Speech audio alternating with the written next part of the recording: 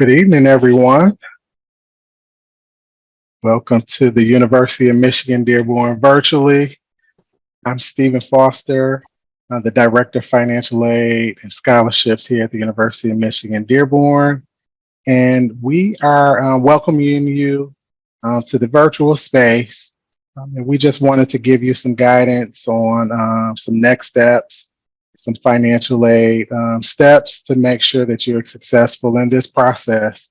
I'm going to have my undergraduate recruitment colleagues introduce themselves, and now we'll turn the floor over to them. Thank you. My name is Urena Pridemore, and I'm Director of Undergraduate Enrollment Management here at the University of Michigan-Dearborn, so welcome. And I do ask, if you are using a different name for your login, please to put your name for your application in the chat. I see there's a couple that are maybe not using their direct name. I need to get you checked in. So next, I'm going to turn over to Kathy Bowden. Hi, everybody. I am Kathy Bowden. I'm the Associate Director of Transfer for the university. I'm so glad you all came tonight. Welcome. Thank you, Urena and Kathy. So once again, tonight is relatively to try to answer some questions, to try to put some steps to the process as you all are navigating the space to make it a little bit easier, real high level. 7 quick, easy steps as you all are navigating the process and about to come to the University of Michigan-Dearborn, which might be a little bit different from your community college experience, and to try to ease some of the anxiety that you might be experiencing coming into our space. So we hope that it is a welcoming space. So we want to try to ease the process for you. So if at any time you have any questions, please feel free to put them in the chat. Excuse me. Urena and Kathy will be available to answer your questions about financial aid, as well as any admissions questions, next steps that you might have. And we will try to get those answered for you. If you have any questions at all during the presentation, please feel free to ask them. I want you to know that during this presentation, I have that we have developed here. It's 7 steps to kind of start the process. It's a very high level presentation to get you started in the process.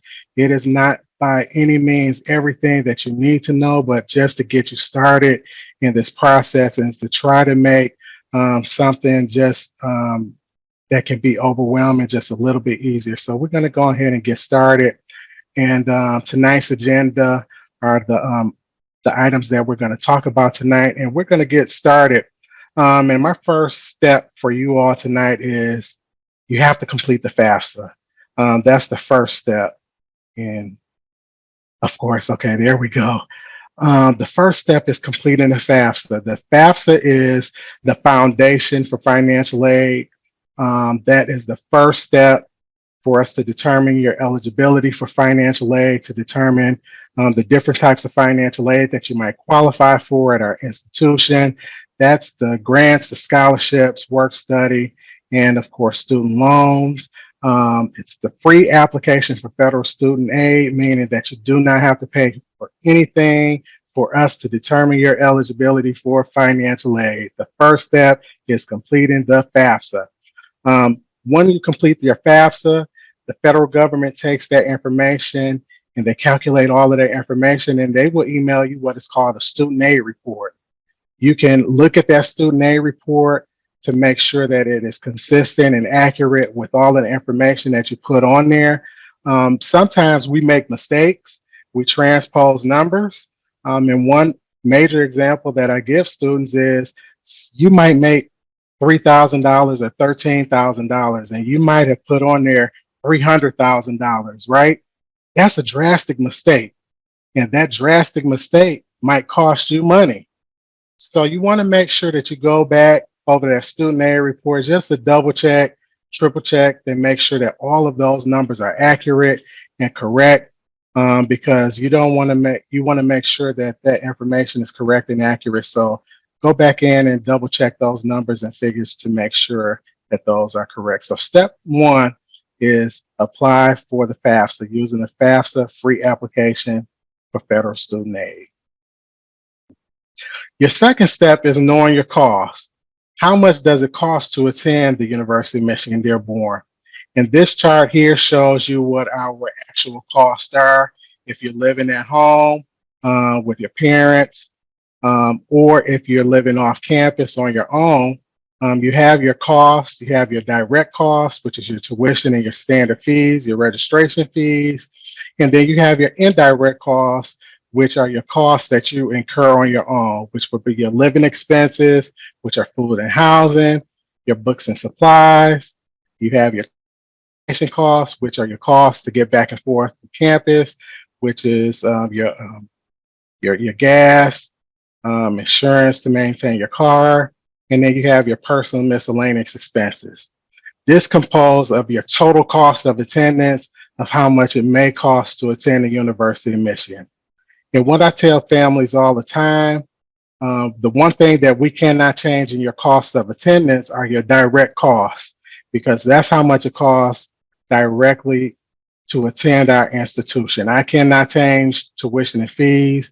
It is what it is, but everything else can be customized to your specific taste. So when you see indirect costs and when you see the bottom line cost of attendance figure, you see sticker shock because, oh my God, $30,000, that's a lot of money, or $22,000, that's a lot of money. But I don't want you to focus on that figure. I want you to really look at the tuition costs, the direct costs, because you know you're going to have to pay that amount.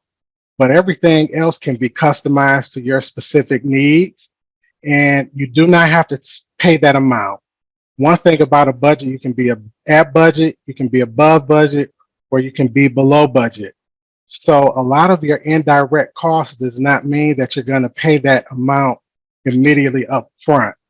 Those costs are over the cost for the academic year, which is fall and winter, or from August to May.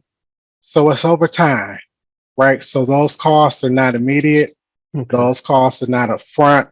So please keep that in mind as you all are mapping out your costs and knowing your costs. Those costs are over time. Are there any questions about costs?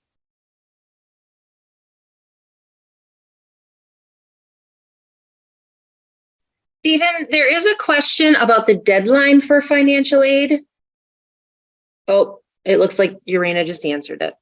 All right. We are encouraging you to get your financial aid application in as soon as possible, so that we can process your application and determine your eligibility as soon as possible. Your tuition deadline is the third week into the semester, so you want to get your FAFSA application in now.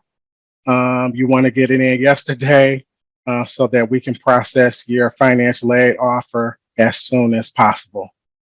Stephen, the question actually was really related to, they have financial aid at Henry Ford right now, but I did explain if they are looking to come to us in the fall, or they're unsure if they're going to come to us or Henry Ford in the fall, to do that 2023-2024 with Henry Ford and U of M Dearborn, so that if they do decide to come to us, they do have a package. That is correct, right? Absolutely. Absolutely. It does not hurt. You can list up to 10 schools on there. So it does not hurt to list Henry Ford as well as the University of Michigan-Dearborn on that FAFSA. Both schools will receive the information. If you're admitted to both schools will assess your eligibility for financial aid. Great question. So step 3, after we receive your FAFSA, after you know what your costs are, you want to make sure that you turn in any documents to whatever institution, to our institution that we're requesting, so that we can finalize your financial aid offer. That information will be consistent in your University of Michigan portal. So please make sure that you get in the habit of checking your U of M Dearborn portal as often as possible. We will send email notifications to you, letting you know the information that we are requesting from you, letting you know if we need a verification form, if we need tax return information, or whatever documents we're requesting, because that's how we would need the information in order to finalize your financial aid offer. So student forms is our platform that we collect the information from if you are selected for verification, but there might be other forms that we are requesting from. So you want to get in the habit of checking those on a regular basis, right?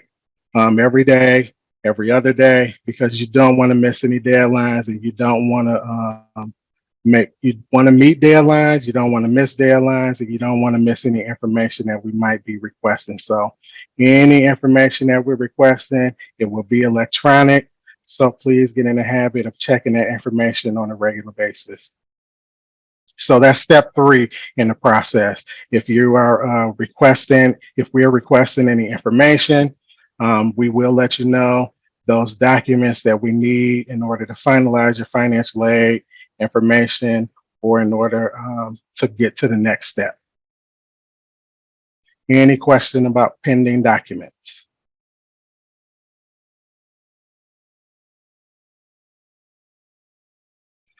Okay, step 4. So after we have your FAFSA, after you know your cost, after you have submitted all of the documents that we have requested, because you're looking at your email and information and you have submitted everything to us, now we're able to generate to you a financial aid offer, and you have received your financial aid offer, and you know your scholarships and grants that you have been offered, and your loans. And now you have a decision to make, and you can accept your scholarships, and you just accept your loans and all of your other financial aid. For your scholarships, you have terms and conditions to accept in order to accept those scholarships, as well as for your loans. You can accept a partial amount of your loans, the full amount, or you can decline your loans. You do not have to accept loans. In order to receive any type of loan funding, you have to complete interest loan counseling and sign a master promissory note for those loan funds to disperse to your account. And your goal in looking at your financial aid offer is, at the end of the day, are your tuition charges covered, right? Are those direct charges, those direct costs, are they covered with the financial aid that you have been offered? Because if your tuition charges are not covered with the financial aid that you have been offered and that you have accepted, you have to make sure that that tuition balance is paid, or that you have made arrangements, or that you have other options in place to have that tuition balance paid. And we're going to talk about the other options in the next few slides. But if that tuition balance is not paid, you will have late fees assessed to your account, and then you will not be able to register for the next semester of your classes. So you want to make sure that you have a good plan, a good strategy in place to make sure that those tuition charges are paid, and that that tuition balance is covered, so that you are successful for the next semester with registering for the next term. And so that there's not a hole, and that you're not assessed any late fees. Remember, your tuition bill is due the 3rd week into the semester. After that, late fees will start being assessed. You'll have a hole assessed on your account shortly thereafter.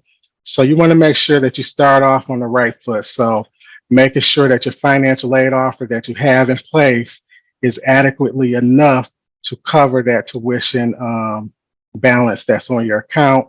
If it's not, we're going to start talking about the additional aid options and additional financial aid, or the additional options that you have to get that tuition balance as close to zero as you possibly can. Are there any questions about the aid offer review to accept or decline for step 4?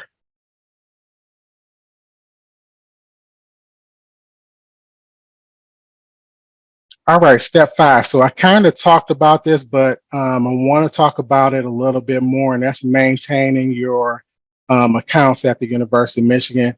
You're going to be receiving a lot of emails, a lot of notifications from us, a lot of notifications from different departments, which can seem overwhelming, and it may be overwhelming. We do not send a lot of paper mail out. So we send a lot of electronic notifications. So the time now is to start getting into a good habit of starting to check your emails on a regular basis, starting to familiarize yourself with your U of M Dearborn portal, because this is how you're going to be accessing your financial aid, how you can set up your payment plans, how you set up your direct deposit. If you have a job on campus, or if you receive your refund checks and things of that nature, to handle all of your university business, right? So you want to get in a good habit, a best practice of checking these things on a regular basis, on a daily basis, setting up time on your schedule or your calendar just to start checking these things so that you don't miss deadlines, that you don't miss any information. You can't go weeks at a time. You can't really go a week at a time without checking these things. Your professors are going to be emailing you.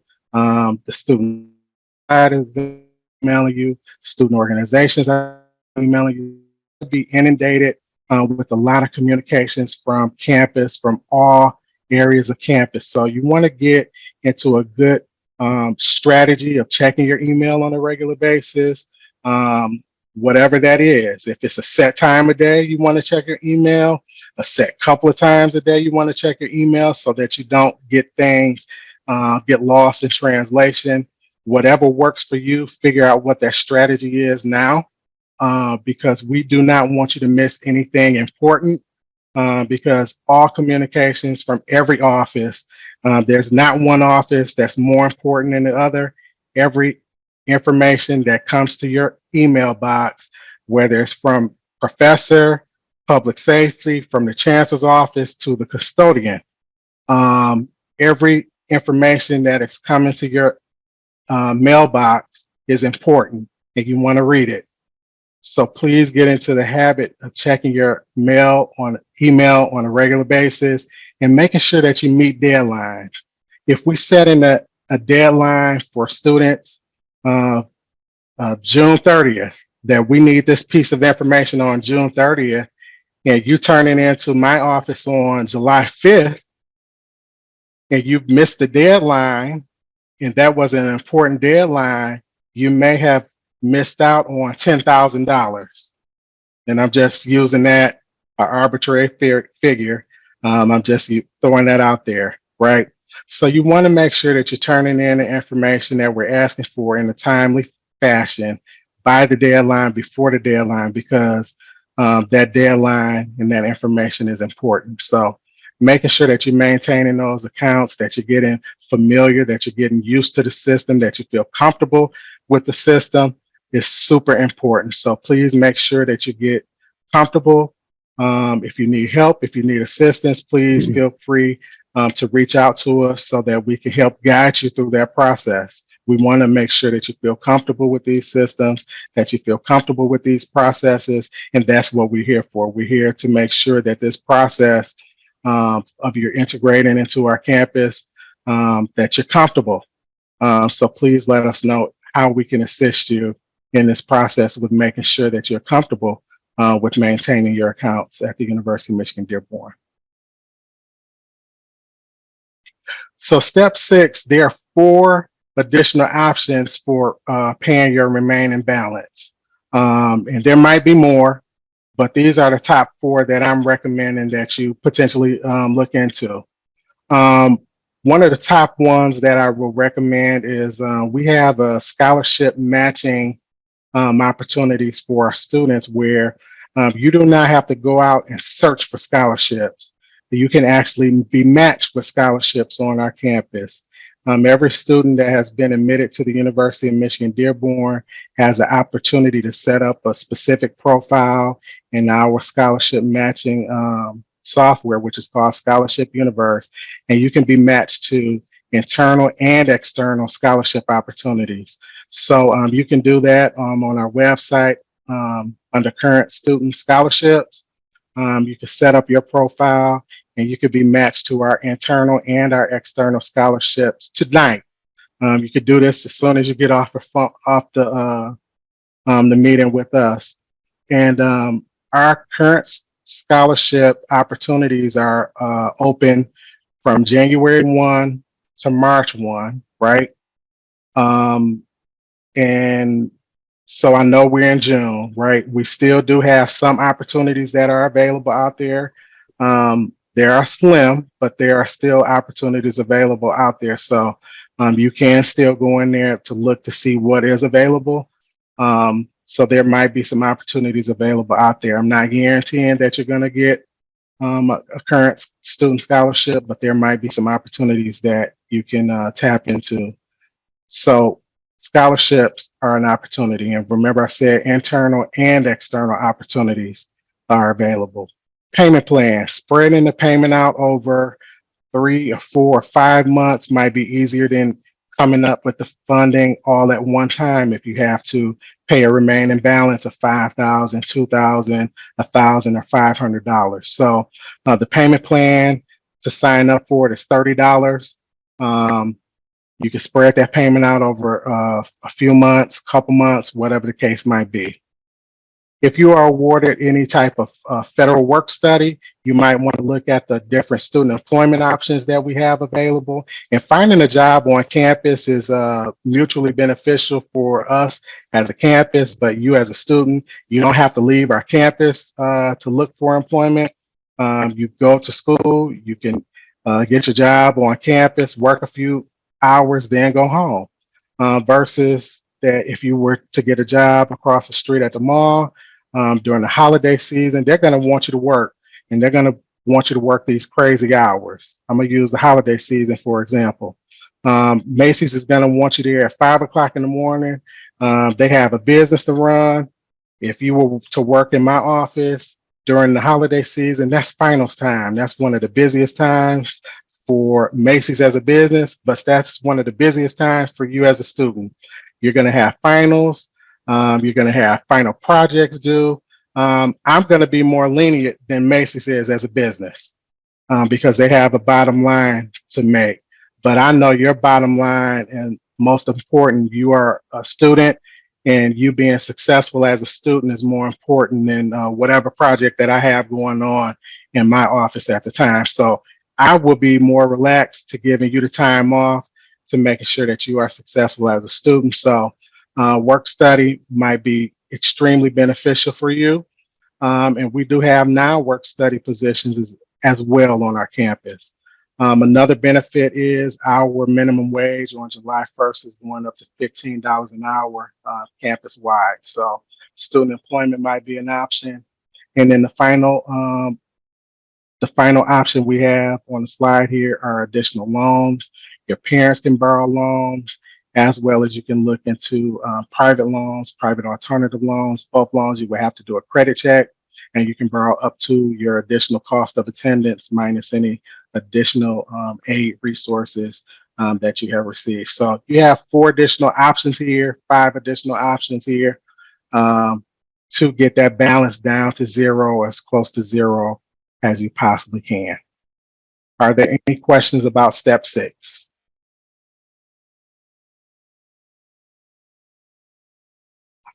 There are none in the chat regarding that. Thank you, Kathy. And the final step that we have here is, your FAFSA. You have to renew your FAFSA every year. I encourage students who are on campus, you want to renew your FAFSA around January, February, March timeframe, just so that you get in the habit of the winter process. Remember, the current student scholarship process is January 1 to March 1st. That's just a good time for you to get in your head that that's a FAFSA renewal process. You will not get your financial aid offer for the next fall until mid-July in the summertime every year. But the renewal of your financial aid process is the winter term. So just start getting that in your head. And you want to make sure that you're meeting your terms and conditions of any of the financial aid that you're receiving. So that's the renewal process. You have to renew your financial aid on a yearly basis. So think of winter every year as renewing your financial aid. And those are the 7 steps, right? Mhm. Easy, high level. It's not everything. It's not everything that you need to know, but super high level, to just try to make you comfortable, give you some guidance through this process. So just to wrap it up, and then I'm going to turn it over to Urena. Some best practices as you're going through this process. If you have special circumstances or a reevaluation consideration, there's been a death in the family, um, employment is different, we can take those things in consideration. The FAFSA was based on income based on 2 years ago. There might be some situations that have changed in your household. We need you to contact us to let us know. You can shoot us an email. We can have some conversations with you to see if that situation will change. And we can let you know some next steps that you would have to do.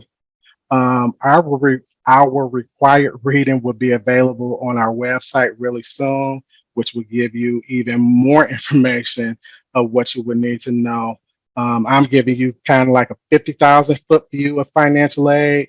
This document is going to give you even some more information on what you need to know about financial aid. So I'm encouraging you to check back on our website under forms, tools, and resources relatively soon. I'm hoping in July, August, definitely before you come on campus, that document is going to be available for you to kind of review before you hit campus in the fall. So make sure you come and review that. So for loans, I know loans is a very bad word in society today.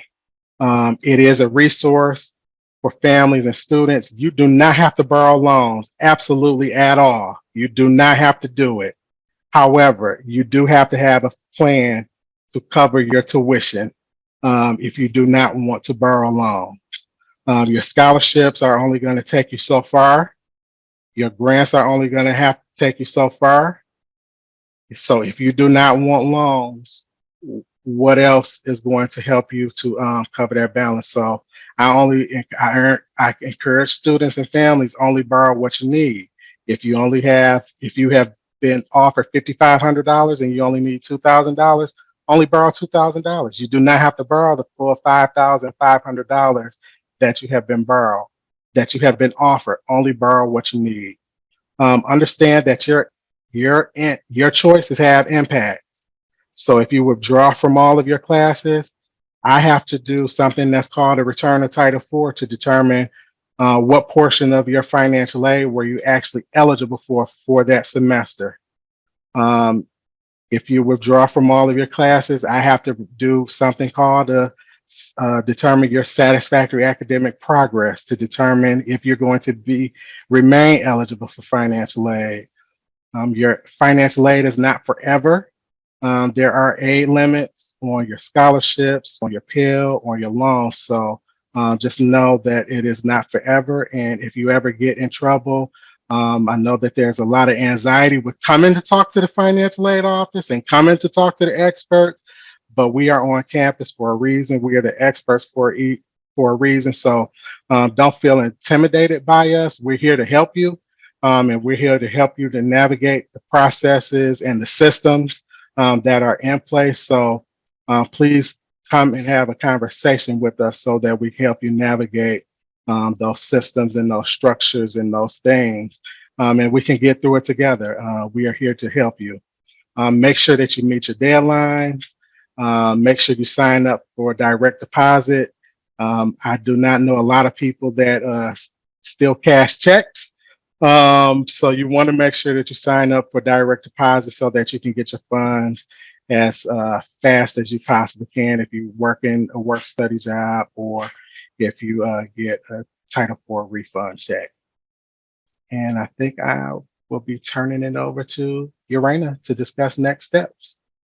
Actually, Stephen, there's one thing you were talking about coming to see a financial aid rep, and there was a question from a student. It says, are we only able to reach financial aid help virtually, or is there a designated place on campus we could go to?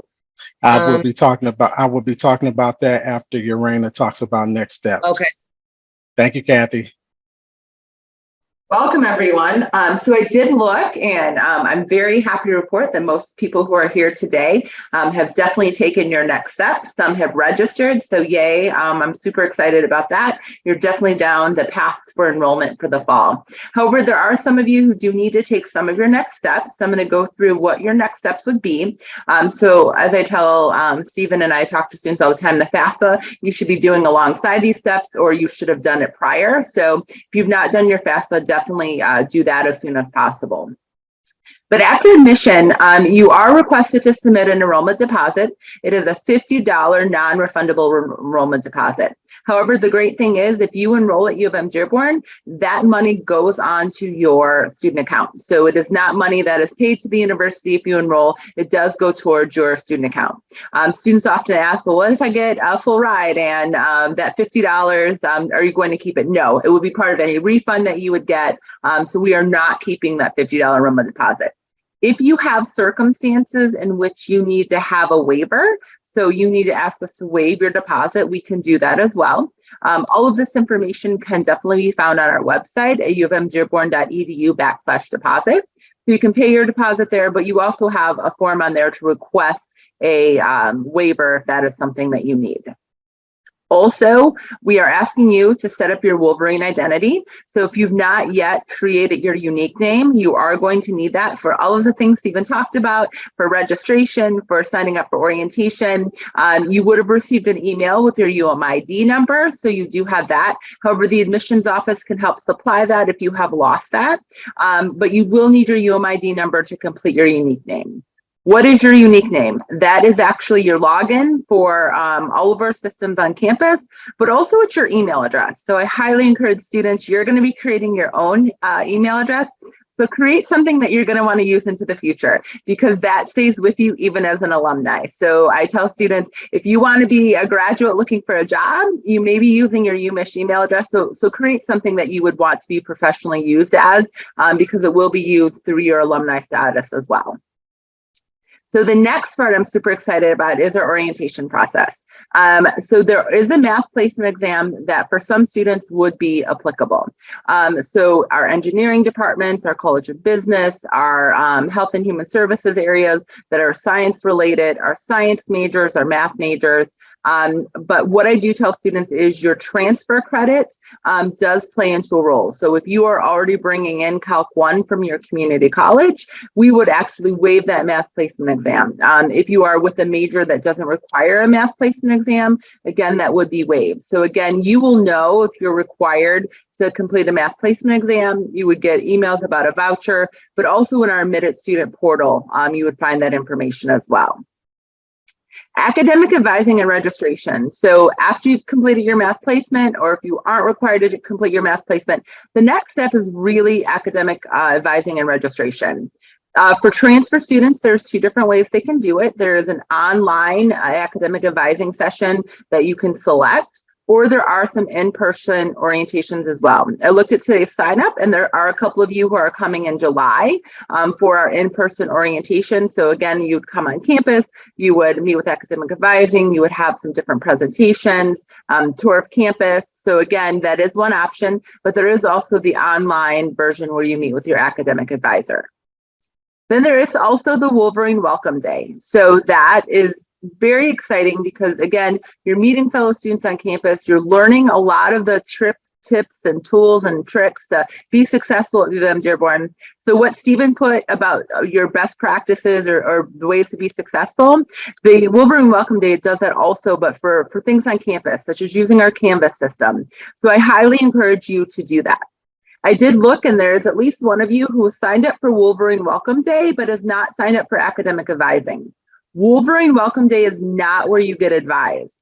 The place that you get advised and registered is at our advising and registration days. So please go back in, check your portal. If you have not signed up for an orientation day, it's really important that you do so. I always like to mention on this slide as well about transfer credit. So you would have received an email about checking your degree works once your transfer credit evaluation is done. So when you log in to that degree work system, you're able to see how your credits apply. However, I always caution when you meet with an academic advisor, they're going to go over with you how your credits are applying. So there are times in which your credit evaluation will be slightly modified based on meeting with an academic advisor.